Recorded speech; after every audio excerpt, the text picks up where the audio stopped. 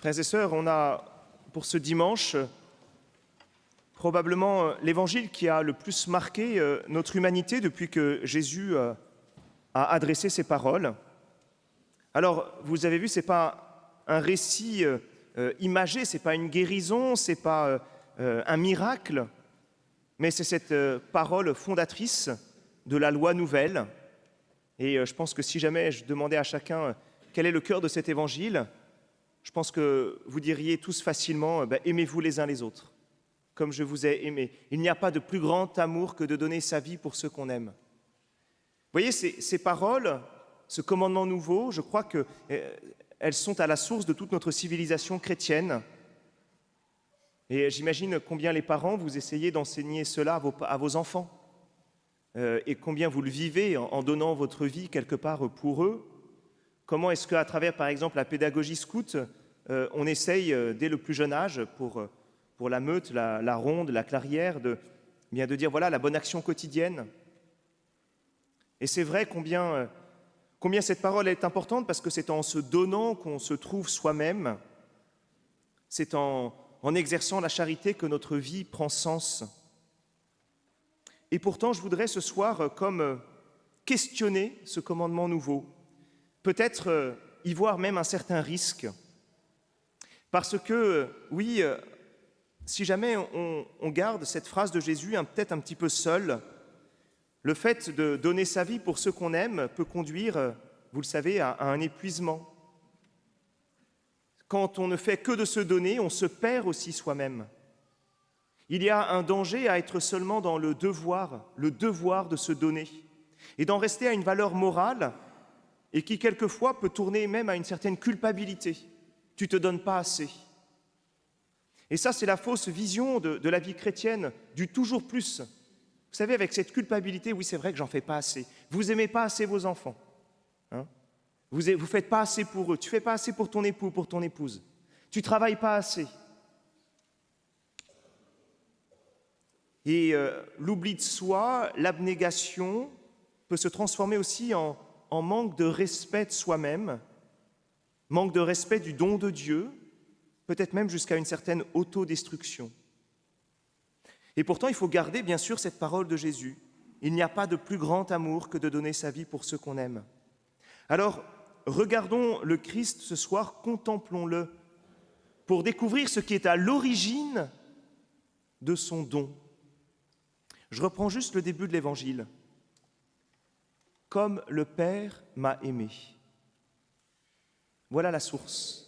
« Comme le Père m'a aimé, moi aussi je vous ai aimé. » Comme le Père m'a aimé, suivre le Christ, être configuré au Christ, faire comme le Christ, vivre la vie chrétienne, c'est d'abord être aimé du Père. Les premiers pas dans la vie chrétienne ne sont pas peut-être d'abord d'aimer, mais de se laisser aimer. Non pas d'abord de faire, mais d'accueillir. Oui, se laisser aimer.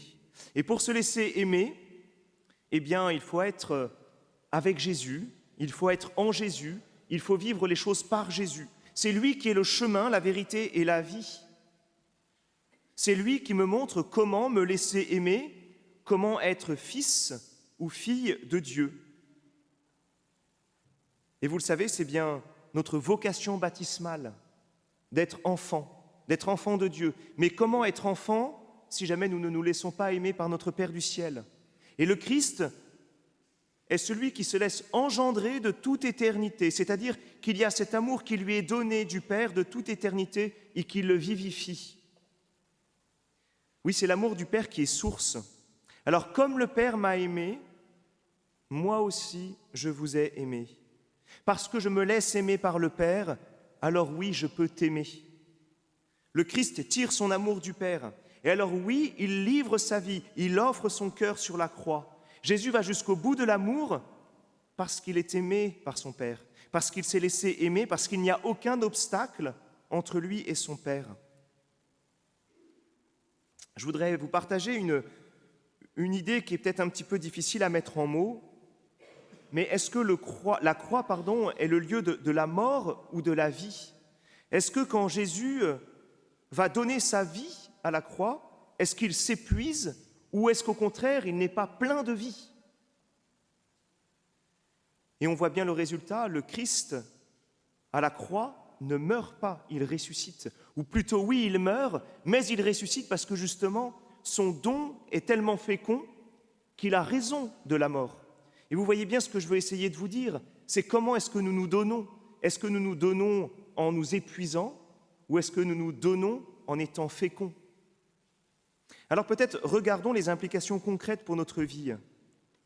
Vous le savez, au niveau de notre vie psychologique, si nous n'avons pas été aimés, si nous avons été mal aimés, nous aurons du mal à aimer. Et toutes les trahisons, toutes les blessures d'enfance que nous portons, oui, le fait peut-être d'avoir été mal aimés par nos parents, d'avoir été blessés par eux, eh bien tout ça, ça nous bloque, ça nous paralyse et ça nous rend difficile l'amour. Parce que l'amour d'une personne humaine ne suffira jamais. L'amour de nos parents ne suffit pas. L'amour que vous donnez, vous, parents, à vos enfants ne suffit pas. L'amour d'un ami ne suffit pas. L'amour d'un frère, d'une sœur ne suffisent pas. En préparant cette homélie, je pensais à tous les jeunes qui sont là ce soir, tous ceux notamment qui sont peut-être en terminale et qui sont en train de stresser pour savoir ce qui va se passer l'année prochaine, où est-ce qu'ils vont être pris, tous ceux qui sont étudiants et qui sont en train de passer peut-être des partiels et qui ne savent pas encore exactement où est-ce qu'ils seront l'année prochaine. Vous voyez toute cette tension qu'on porte en termes d'efficacité, parce qu'il faut faire plus, et ces tensions qui peuvent nous faire chercher peut-être de faux amours dans nos relations, parce que notre cœur est en manque. Chers jeunes, soyez vigilants sur ces faux amours. C'est bien au niveau de Dieu notre Père qui est la source de tout amour. C'est cet amour qui nous donne cette sécurité intérieure. C'est cet amour qui me permet de me tenir debout, qui me donne ma dignité, vous le savez. Alors regardez la parole de Dieu aujourd'hui, ce n'est pas simplement l'Évangile, c'est aussi la deuxième lecture. Bien-aimés, aimons-nous les uns les autres. Oui, c'est le commandement de la loi nouvelle. Puisque l'amour vient de Dieu. C'est parce que l'amour vient de Dieu qu'alors je peux aimer, que je peux me donner. Écoutez enfin, voici en quoi consiste l'amour. Ce n'est pas nous qui avons aimé Dieu, mais c'est lui qui nous a aimés. Il y a un amour qui est premier, il y a un amour qui est source, il y a un amour qui vient nous remplir, dont nous avons, j'allais dire, métaphysiquement besoin. Alors, frères et sœurs, où se situe ma conversion? Est-ce que ma conversion se situe forcément du côté du toujours plus, de faire plus, d'aimer plus, quitte à être quelquefois dans une idéologie, comme si jamais je pouvais être Dieu? Ou alors, ma conversion se situe dans le fait de me laisser aimer, et de me laisser aimer par mon Père du ciel? Je voudrais confier cette conversion que nous avons tous à vivre, eh bien, à la Vierge Marie, puisque nous sommes dans le mois de mai. Que nous puissions demander à la Vierge Marie sa confiance en Dieu, sa confiance dans le Père, qui va lui permettre de répondre oui, malgré sa fragilité. Demandons à la Vierge Marie d'être des enfants, des fils et des filles qui nous laissons aimer, qui ouvrons notre cœur à l'amour du Père. Demandons à la Vierge Marie, oui, de trouver ce soir notre racine, de trouver notre source. Amen.